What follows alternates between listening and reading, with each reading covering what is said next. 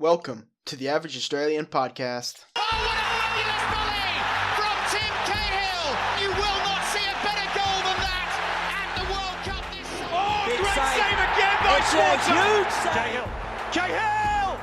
Tim Cahill has done it again! Might drop for Fornaroli! Oh, that is simply brilliant! Hello everybody, welcome back to the Average Australian Football Podcast. This is episode 25. Edin and I are back this week to discuss all things Socceroos, A-League and the return of the English Premier League. It's been a busy week in Australian football, so to discuss that and much, much more, I am joined once again by Edin on this week's show. Edin, welcome back.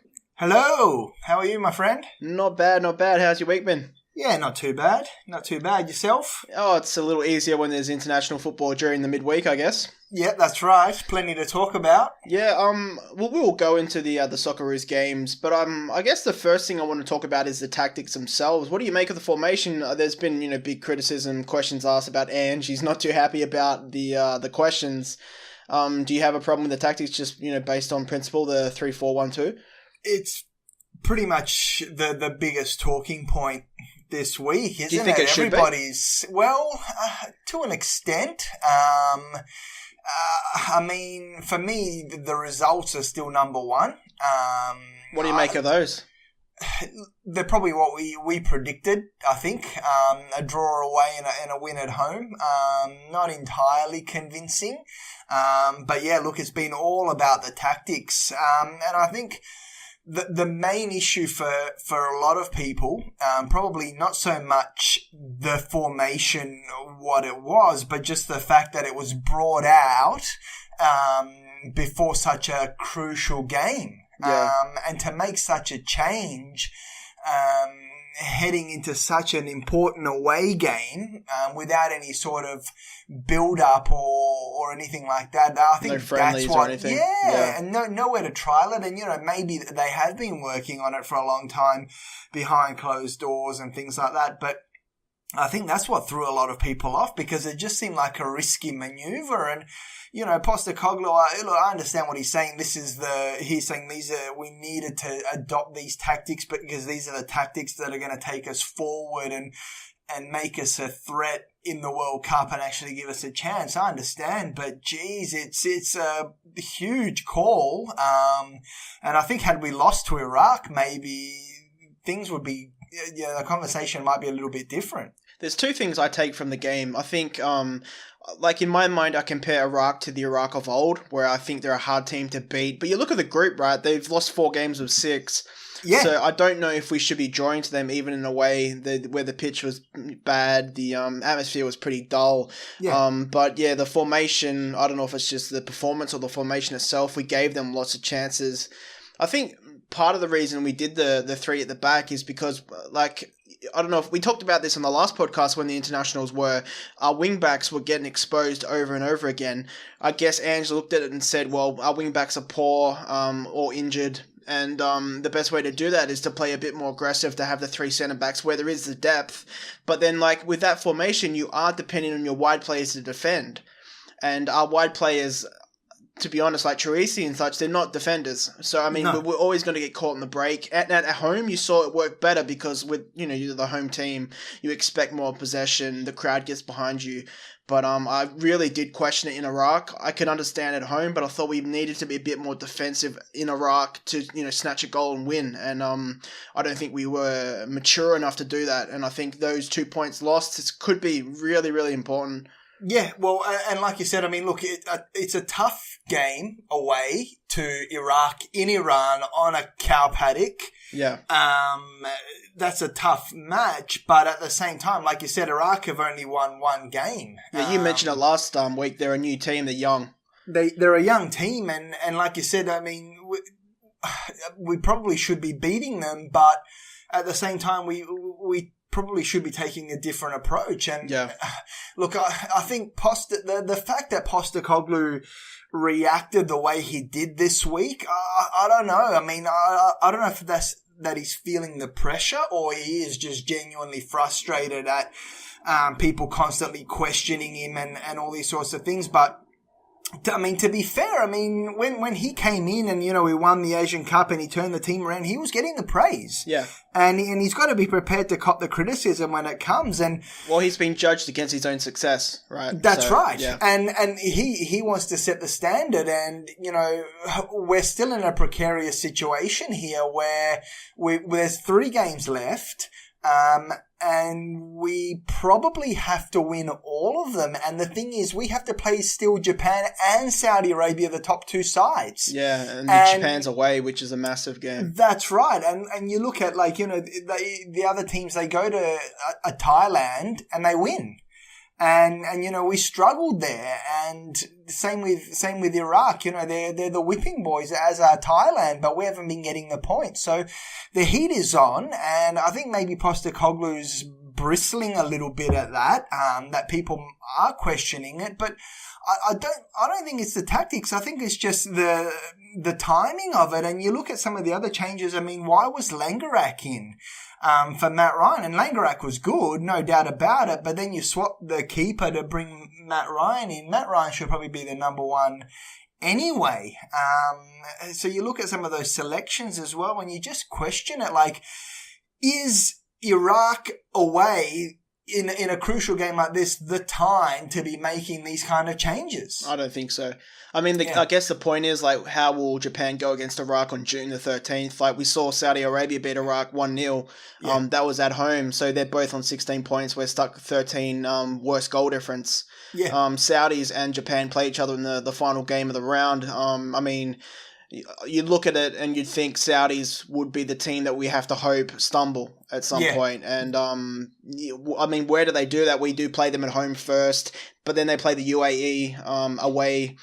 I see them winning that game, and I think that at that point we come down and we have to hope that Japan does us a favour. Yeah, look, we're in strife. Yeah, I think we are. I think we're the third place side plays the third place side from the other Asian group, and then the winner of that has to play the 4th place side, I think, from the North American / Central American group. Good luck with that. So, and that won't be an easy game either. So you don't want to finish 3rd, and it's the heat is on, and I just think, look, I understand what Postecoglou is saying. It's not just about results, and you don't want to just qualify for the World Cup and then be the whipping boy and all that sort of stuff. I agree with that to an extent, but at the same time, you do kind of want to just qualify for the World Cup. And I just think, go to Iraq and park the bus and whip it into Cahill and get a header and snatch a 1-0. I'd probably rather take that at this stage. It's a fair statement to make. It's just the wrong time to say it. Yeah. We're 7 games deep into the qualification. You've got to do that at the start. That's right. We drew 4 of the first 5 games. That's when you play the 3 back. That's when you play the Thailands and you play the Iraq at home and you test that. You don't do it now when you have to win. That's right. I don't know why it took him this long to recognise that the system wasn't working. It clearly wasn't working for a long time already, because our performances, the Socceroos performances, have been going down since the Asian Cup, really. So I don't know why it's taken him up until now to realise that we needed a change in the system. But like you said, either change it earlier, much earlier, or just wait, get us in, and then you've got the Confederations Cup. Exactly. So that's your chance to experiment against and the top practice. teams too. Then you can implement that new system. I just think it was a bad call. I think it was a bad call in the Iraq game. And look, we got the draw, and on the balance of it, that's probably fine. I don't think that's the result that's hurt us at this stage. It's probably the results prior to that. Yeah. That's already put us on the back foot. I think what it's done though is that I don't think drawing against Japan on the August game, I don't think that's going to be enough anymore. No. Whereas if we beat Iraq, it might have been. That's right. I think now we have to win all 3, like you said. And look, we've struggled to beat Japan for a while. Yeah, notoriously bad against them at home. And what worries me is where the goals are going to come from, because we beat UAE 2-0, but it wasn't entirely convincing. No, not at all. 2 set-piece goals, and I don't see the goals. Lecky's done well, and I think we both had question marks over Cruz and Lecky. I think Lecky, he's done enough now. Cruz, I think and you saw him, he was benched for UAE. I think he's on the outer now. He's who was on the wing? Was it Smith, right? Yeah, Brad Smith. Yeah. And that was an interesting formation change as well then, because you had Leckie feeding the ball to Smith, and you saw a couple of times there that Smith didn't have the pace. No, whereas if that ball was going to Leckie, it would have, he probably would have got to it. So there's a few positional changes and things like that as well that, yeah, I just don't know. And I'm just not seeing where the goals are going to come from. I mean, yeah, Leckie, good to see Leckie firing. We've always got Cahill at the end of the day, but he's really an impact player now. Troisi didn't do much. Good to see Irvine. I think he's going to be big for us. I think so, yeah. He's on fire in the championship, and he has been for a while. And I think he could become one of our most important players. But yeah, I'm worried. I mean, Japan is going to be a tough game for us, and I can't see us knocking them off. So it's all on the line now. There's a bit of time till the next bunch of qualifiers. So, I think there's plenty to ponder for Postecoglou as well. But I think the debate that's going on at the moment is good. And, even Postecoglou said, it's good that everyone's talking about formations and things like that and talking football. And it's good, but I just think he's got to be prepared to cop it a little bit, because yeah, it was some puzzling decisions, I thought, from him, especially for the Iraq game. Yeah, I just think the tactics imply a team that's much stronger than the competition, and I think if you look at our team, it's a team in transition, and we might have to be a bit more tactically astute to win the games 1-0, especially away. So yeah, I disagree that I think he picked the wrong formation away. I think it's fine at home. I think you can test it at home even now, but you don't mess around with it away from home. And right. Like you said, it is June, so I mean we will come back to talk about the Socceroos. We'll probably come back for a podcast and talk about the Socceroos. In May or something. Absolutely. Look, it's all on the line, so I think it will definitely have to reconvene for that, because it's going to be huge. We'll leave it there for the time being. It's been a big week for the Socceroos. Of course, the A-League continued full round. It started with the Western Sydney Wanderers. Huge performance by Santaleb. Yeah. Melbourne City looks shocking. Kilkenny, probably their better player. It has been for most of this season. I think probably the best DM in the league this season. Yeah. For a team that doesn't defend that well. So, what do you think of Santaleb? Fornaroli missed a penalty this time. What do you? Let's start with Melbourne City. Are you worried about them at all? Oh, I think they're back to just sort of their old ways. They flat track bullies. You looked at for a while there that they were back in form, but the Wanderers just put them to the sword, and they just got cut up multiple times. They're just still off their game. And they just look flat, and you got to give the Wanderers credit. Santalab really turned it on. It frustrates me though that they're no marquee striker. You question where they could be right now. If they properly went into a transfer window with a plan. Oh, and look, and as much as Santalab's been on fire, and he scored the hat trick, and you look at his goal tally now, 4th on the Golden Boot, no penalties. But you look at it he scores in groups. So there's been a lot of games where they've had nothing, and that's where you see the 10 draws come from. That's right, and he has primarily been an impact player, and you just think if he was, and that was the plan, I guess, that he would be the second striker to your Bullet, but they needed someone better. And then if you can get 10 goals from Santalab in a season, which he's probably good for, that would have been the perfect formula. Now that they're kind of relying on him, like you said, when he's on song, he's on song. But like you said, probably next week it might dry up for him again. He is that kind of player. He's certainly got the talent, but like you said, it comes in waves for him. So I don't know what to make of the Wanderers yet. I think they've shored up 6th spot now. I think that's definite. Yeah. And they could challenge the Glory for 5th. Whether they're good enough to do anything in the finals, I'm not sure. I think Melbourne City were just poor.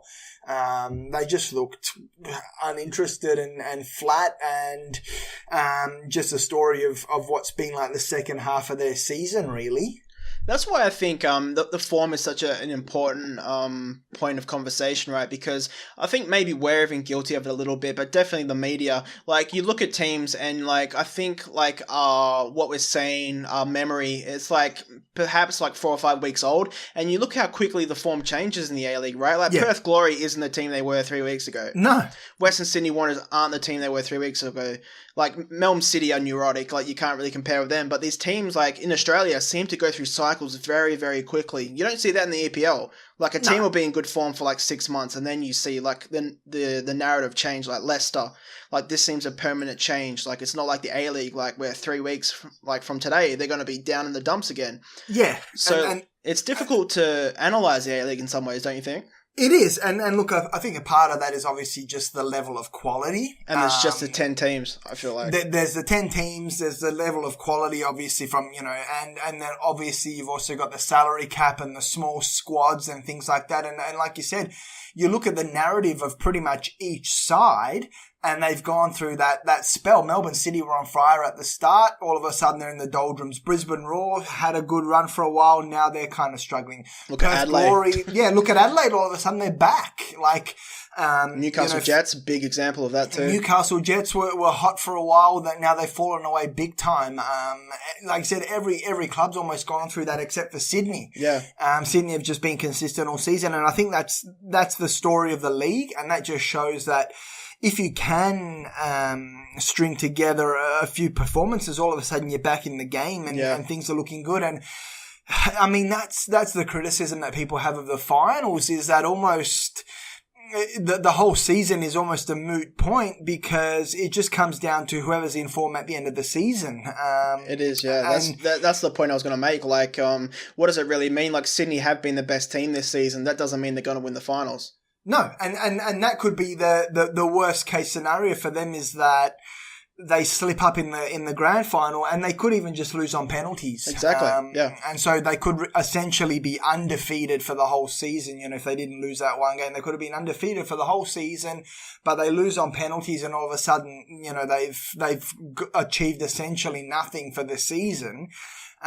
So that's the criticism that a lot of people have of the finals series, that it kind of does reward that mediocrity. And up until, like you said, a couple of weeks ago, it looked like all of a sudden Glory were going to make a charge and take out the league, take out the grand final, because they were just red hot. So that's why it's so hard to discuss, like, what happened to them, because it's literally only been 3 weeks.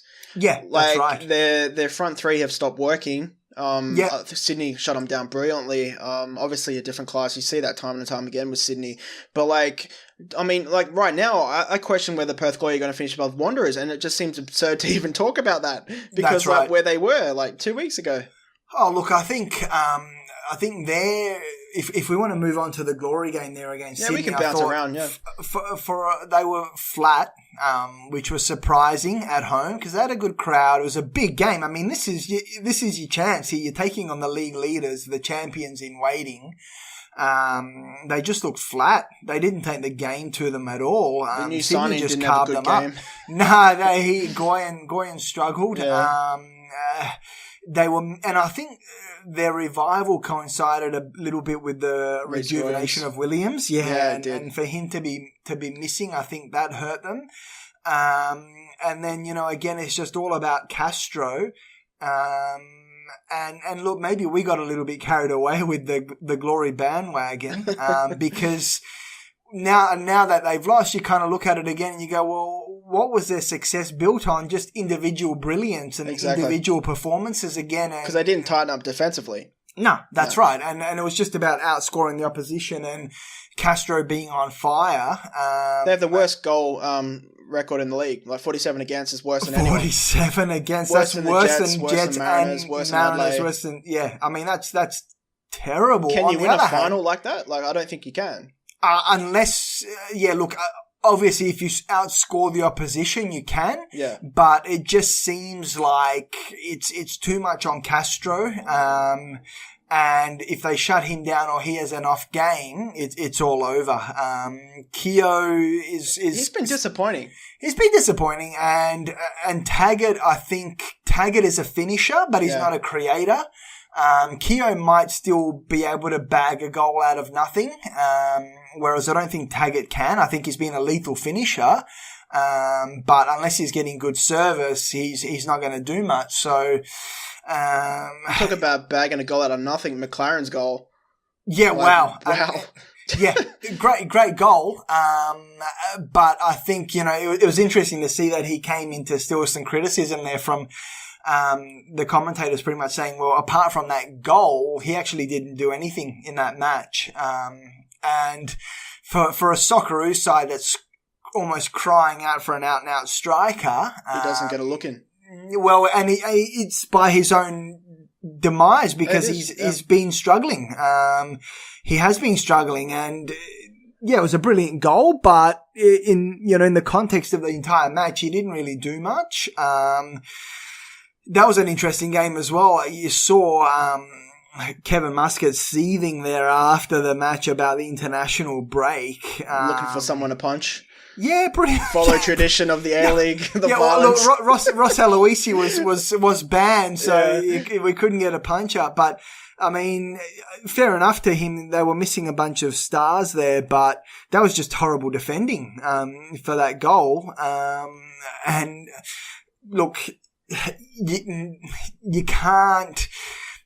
I mean, I don't know what you make of that debate there about the international break. Like, should the A-League be having that break for internationals or not? Yeah, it should. Because, I mean, like, right now you got 10 teams. Like, it's not as if every team plays each other 3 times. I mean, they do play each other 3 times, but it's not like when the expansion happens, it's not like every team's going to play each other 3 times, right? So there's always going to be an unbalance there. It's like with the AFL. It's not like an even fixture list. The A-League's headed that way. So, I mean, like, even if it's, like, unbalanced going forward, like, you're looking at, like, the professionalism of the league. Like, it looks so amateurish when you're trying to get your team, your national teams to play when your international team is playing on the biggest stage of, like, the world football.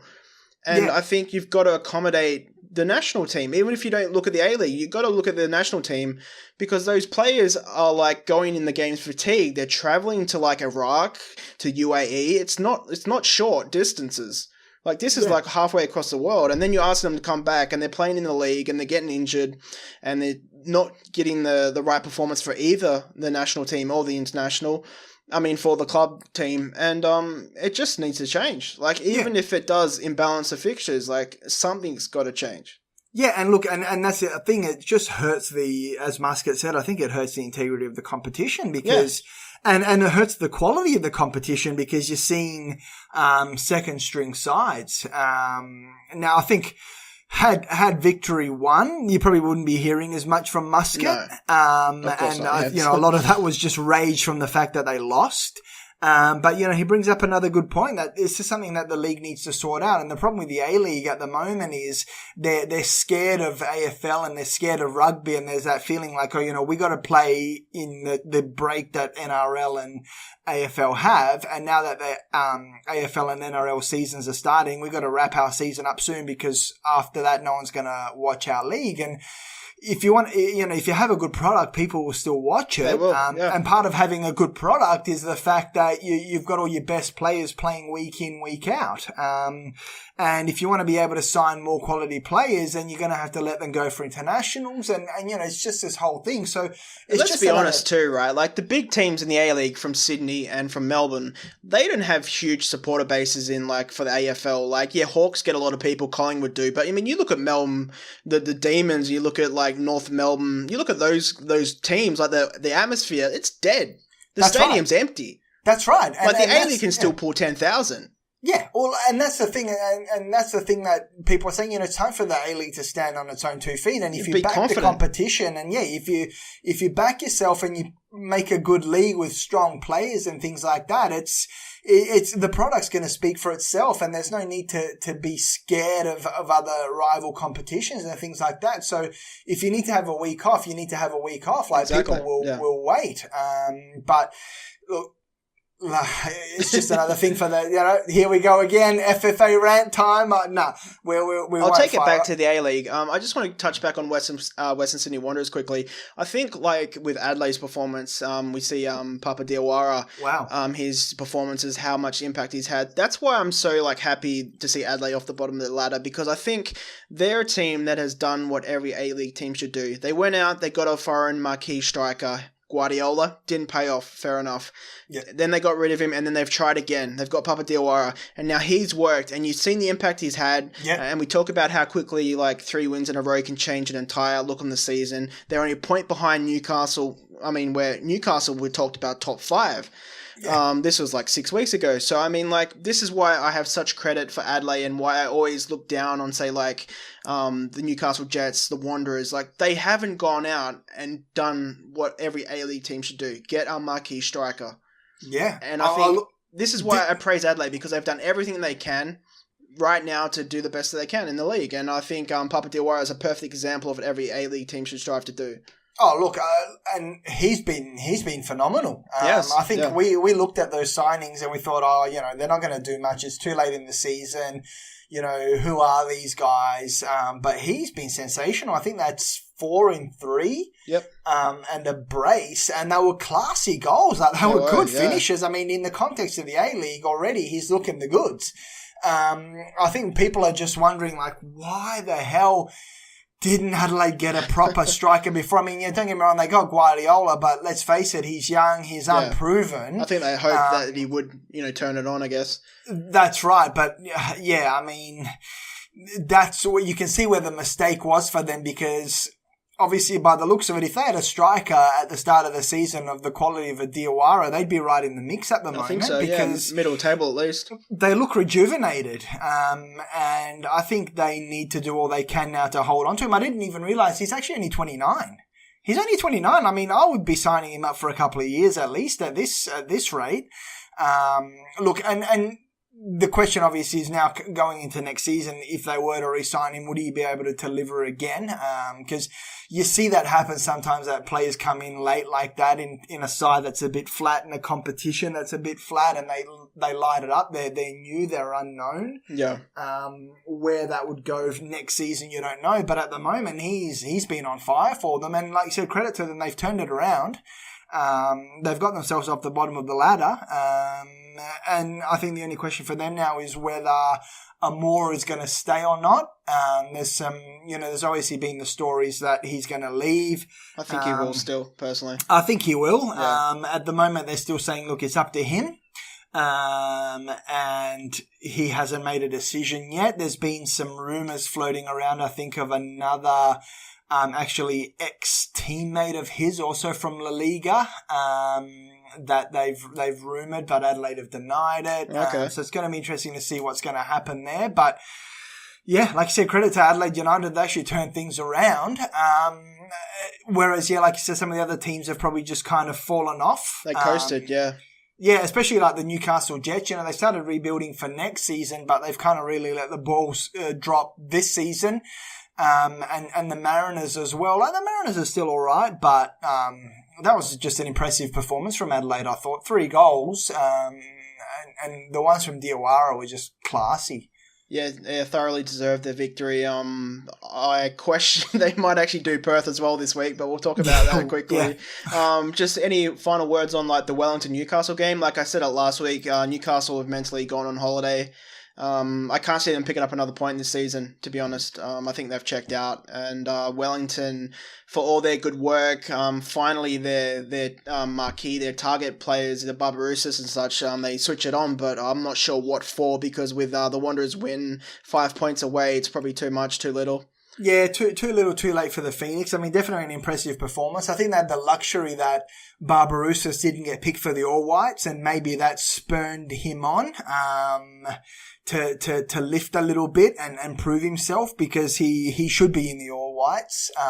So maybe that spurned him on a little bit, but Newcastle was just horrible. And for a side that we were kind of praising, like you said, maybe a few weeks ago, a month or so ago, they've really fallen away.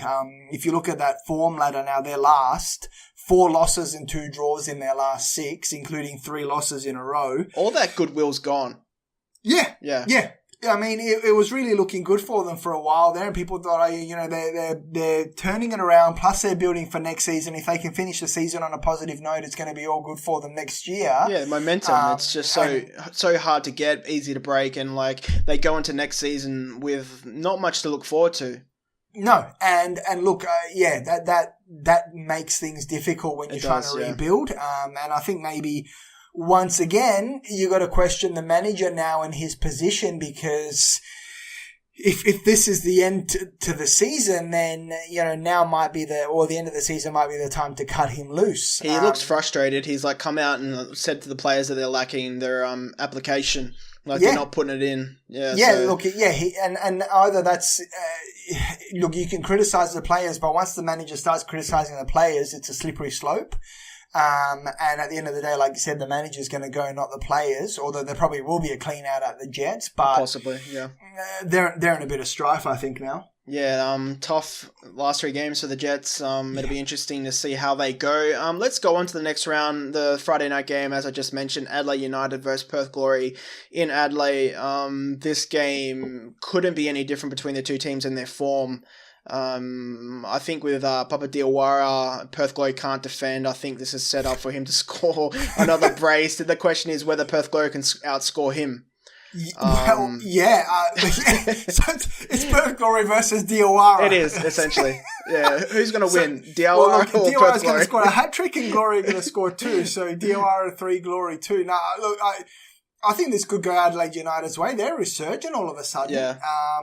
They're looking the goods. And Perth Glory, I don't know. I mean, just a basket case of a side. Like, I just so wanted them to run, to go on that run, and they look really good. Like, they get Reece Williams back. I think we said this because we know how important that home final is to them. And they're not going to get it.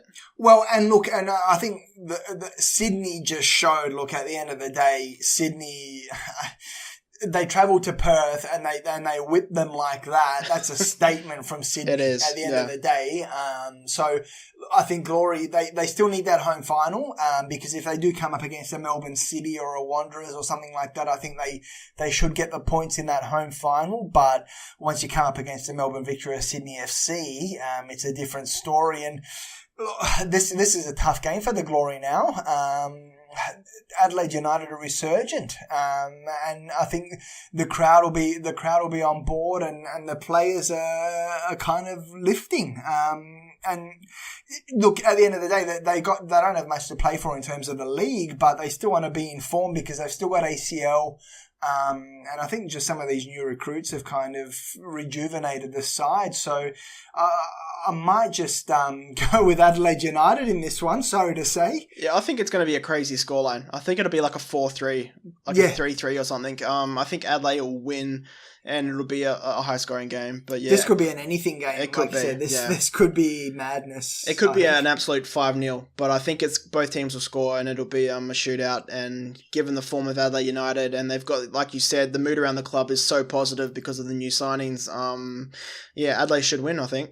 Yeah. That's devastating for the Glory. I'm back in Adelaide United as well. Yeah, me too. So the next game is the 1st of April. Can't believe it's April already, to be honest. Newcastle Jets at home to the Wanderers. Similar to Perth Glory, no form. Hard to see how they're going to win this game. Wanderers obviously in great form. Santalab being the prime candidate of that. I don't see Jets doing anything, personally. No, I mean, look, I don't know if, like you said, I don't know how long Santalab can continue this form for, because he isn't that type of a player. No. But at the same time, I can't see the Jets doing much. It's a home game for them. They, with the run that they're on, they need to do something just to show some pride in the shirt. And I think this is the one that's going to show, are they backing their manager or not?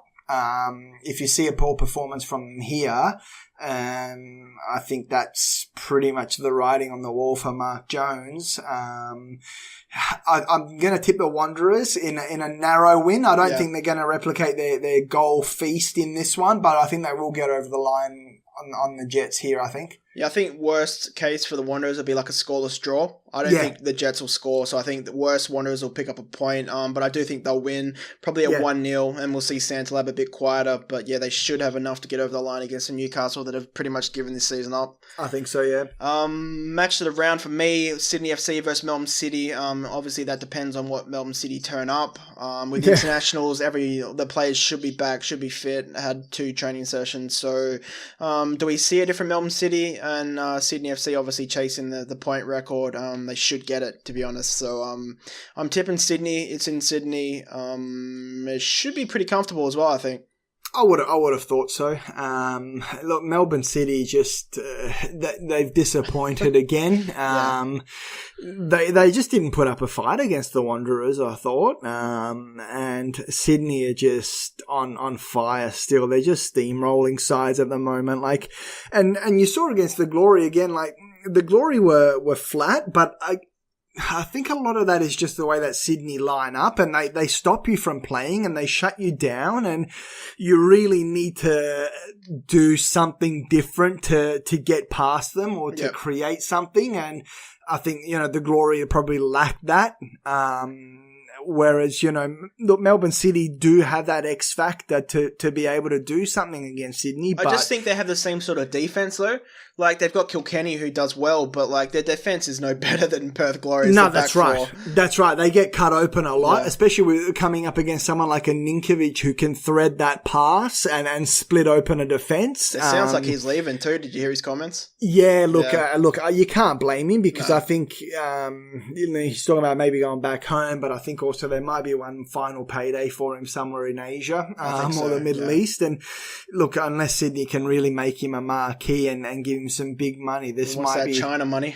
Yeah, well, look, and it's going to be sad if he does leave, but at the same time, that's probably going to give him the motivation to really fire up and make sure that Sydney win the title. And like I said, City, they've got the X Factor, but none of their X Factor players have delivered recently. Yeah, no. Fornaroli especially. Brandon, obviously, he's gone. Colazzo's really dropped off. Cahill will be back from an international, so you'd expect him to be coming off the bench. How do you rate Cahill in the A-League this season? Like, what do you give him out of 10? I think he's been good. Yeah, you think so? I think he's been good. I think so. I think he's been like a 7. A 7? He's scored the goals. He gave a look at the start of the season. It looked like he gave City a bit of that bite and a bit of that fight that they were maybe missing. But I just don't know if he's maybe upset the balance a bit, especially with Fornaroli. And that's not his fault. That's the manager's, the signings. That's right. That's up to the manager to make that work. But I think he's been quite good. I think he's been quite good. He's scored the goals. And especially in recent weeks, you've seen he scored the clutch goals. So I think he's had a positive, impact this season, but, and he was never going to be that out and out, constant match winner that's, like not at his age, no. Yeah, that's right. So I think it's been good for him. I think it's been good for the Socceroos that he's come here and it's probably prolonged his career. Yeah, agree. But look, I don't think he's going to make a difference in this match. This is a win for Sydney FC in my book. Yeah, I do agree. Next game, Melbourne Victory at home to Wellington Phoenix. Victory will have their players back. Wellington Phoenix off the 5-0 victory. Yeah. They've got to win if there's any hope. There's still 5 points though, so I can't see it happening. Do you think Victory just clinically win this? Like, this is a question of, like, Victory have second short up. Wellington perhaps more to play for, but in Melbourne, I'd tip the Victory still. Yeah, I think so. This will be back to the standard storyline Business here. as Victory, usual. Victory with a 2 or 3-0. I mean, Phoenix, they're good in patches, but at the end of the day, too little, too late. On the road in Melbourne, no chance. Yeah, me neither. I think it'll be a comfortable 2-0. Final game, Brisbane Roar, Central Coast Mariners. I think similar to the Wellington Victory game. Brisbane should be confident, will go in favourites, and I expect them to win a 2-0, 3-0. Yeah, look, I mean, the Central Coast haven't been terrible, even against Adelaide there. They put up a good fight. What's happened to Roy O'Donovan, though? I think, well, yeah, look, he might have his mind elsewhere, and it looks like there's a couple of teams in for his signature. So he might be looking at things elsewhere and maybe a little bit distracted. But at the same time, the Mariners haven't been terrible. No, they haven't. And Brisbane Roar haven't been brilliant. So this could be a danger game for Brisbane. But like you said, you probably expect them to just get over the line. Look, for Brisbane, they still have a little bit to play for, because they're on equal points with City. They're just ahead of Glory. Big week for them because City play Sydney. So that's right. So this is a chance to move up to third and get yourself that home final and shore up that third or fourth spot. So I think they will get over the line, but I don't think it'll be easy. I mean, the Mariners have been decent, considering the probably lack of depth that they've got and things like that. I think they've been all right. So it won't be easy, but Brisbane Roar will get over the line. Yeah, I mean, Brisbane aren't notoriously great scorers, only the 33 goals in the league, so it'll be tight. That's the problem with Brisbane, right? After McLaren, there's that bit of that over-reliance, and their midfield don't seem to score too many goals. So that's right. They're going to be, I think, pretty comfortably to play against in the finals. I think you're always going to have a shot against them. Absolutely. Yeah. So let's leave the A-League there, unless there's anything else you want to talk about. No. Let's have a look at the upcoming EPL games. The EPL is back, my friend. On the 1st of April, it is commences, and the very first game, Liverpool v Everton. Merseyside derby. Huge game. I don't know did you see the tackle to Seamus Coleman in the internationals? Yep. I hate that. What do you think of the idea that if a player gets his leg broken, the player that did it should be out as just as long? Do you think that's over the top? I mean, or should he be charged with assault? Yeah, or something like that. It was assault to me. Yeah, those ones are tough. I mean, you always go back to that Eduardo one as well. Ramsey, short crosser. Yeah, it's tough. I mean, yeah, and look, Muscat was guilty of that in the A-League as well, of doing that. I think he did it to someone in the Championship as well, possibly. It even happened in the Man United Legends game. You hear that elbow? That's right, to Heffernan, I think. I mean, look, sometimes it can be innocuous, but I think if you can actually see that there's some malice in there or some intent, you just got to question who would do that, because at the end of the day, these are your colleagues, and you got to remember this is a livelihood for people. It is, yeah. And so Seamus Coleman's age, this is retirement, I think. Yeah, I mean, look, it's a big one, but for stuff like that, like you said, why not ban? 12-week ban, 18-week ban, something like that.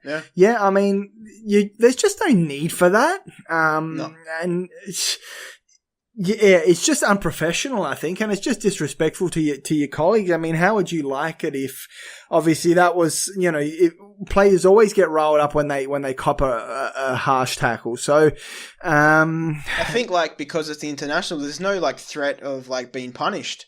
I bet they wouldn't do that same tackle in the league, because that's 8 to 10 weeks out of your day-to-day job. But you just go to this international for 2 weeks, and there's no professionalism. That's right, and like you said, you're going to get banned from the next international.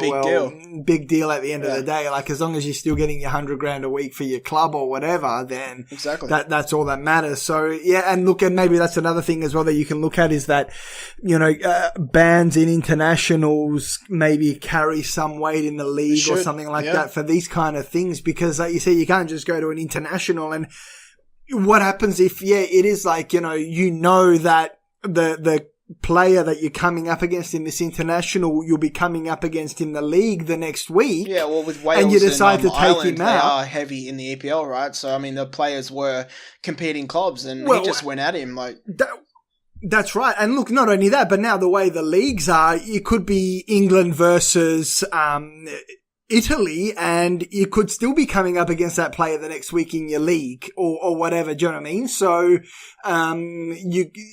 you got that element to look at as well. So, something needs to be done, because you don't want to see those kind of tackles. Yeah, not at all. And I think it does have a big impact on the Everton-Liverpool game, because I think Everton have been good. But now they've got Coleman out. There's question marks over Lukaku's fitness, and Liverpool, I go with them as favourites this game. Oh, I think so. Especially like you said, if there's doubts over Lukaku. But I'd like to see Lukaku take on Liverpool because he's the player that can make a difference. There's been a little bit, obviously, a saga around him this season. Whether he's going to stay at Everton or not, I think I can't see it. From what he's saying is his mind is already made up. So that sounds like he might be leaving and he's just kind of waiting till the end of the season to announce it. Which is a shame for Everton. They're not that far off the mark, but they could get Europa. I just don't think that's enough for him. Yeah. No, he wants Champions League. Like you said, he wants to be up there, and he's still young. I mean, yeah, very young. I want to say he's 23, but I'm not sure. I think he's 23. So if you need to put him on massive wages, Everton need to do that, but I don't think they will. And I don't think they're going to get over the line against Liverpool either. Yeah, me neither. I guess the other big games, I guess Arsenal City, though I don't think Arsenal have hope in hell. Interesting in the papers and the media online talking that Arsene Wenger will give his decision after the Man City game. The assumption being that we're going to have a positive result against them, which seems absurd. So, yeah, who knows what's going to happen there. But I guess you think Man City will win, right? I would think so. But look, Man City haven't been brilliant this season. Champions League is a perfect example of that. That's right. And look, they've struck. I mean, they lost to Leicester in the league. They got carved up by Leicester. So they haven't been brilliant. But I guess, I don't know what was the thinking behind Wenger there was they're going to knock off City. And then Wenger's going to announce that he's staying on for 2 years and it's all going to be all forgiven or whatever. All be roses. Yeah. Who knows what's going on there? It's a train wreck. Yeah, look, I think that's going to be a tough game for Arsenal. I don't know where their head's at for guys like Sanchez. Yeah, he's had a good performance for Chile.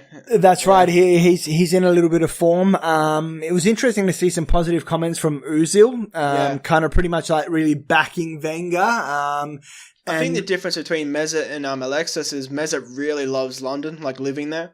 Yeah, whereas Alexis doesn't care at all. He stays the vibes I picked up from that. Yeah, the vibes I picked up from Ozil in that last interview was that he doesn't seem like he's going anywhere. No, and he was really backing Wenger, so that was interesting. But I think we need Sanchez more at Arsenal. So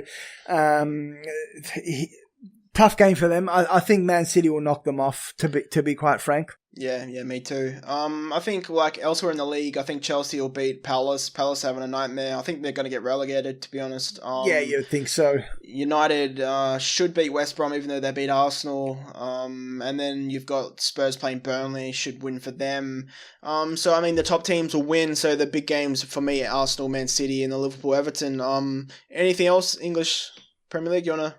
Anything else interesting or anything? Good to have it back, I think. So yeah, it I makes think this weekend a bit more. Yeah, it's going to be a good weekend. Yeah, the Champions League and the FA Cup is still mid-April, so we've got podcasts to happen before then. So I think we're going to leave it there for this week. Yeah. So thank you for joining me once again, Edin. Thank you. And thank you, everybody, for listening. You can find us at www.theaverageaustralian.com. We're also on YouTube, iTunes, SoundCloud, Patreon. And please subscribe and like us wherever humanly possible. So until then, we'll see you all later. Bye-bye. See ya.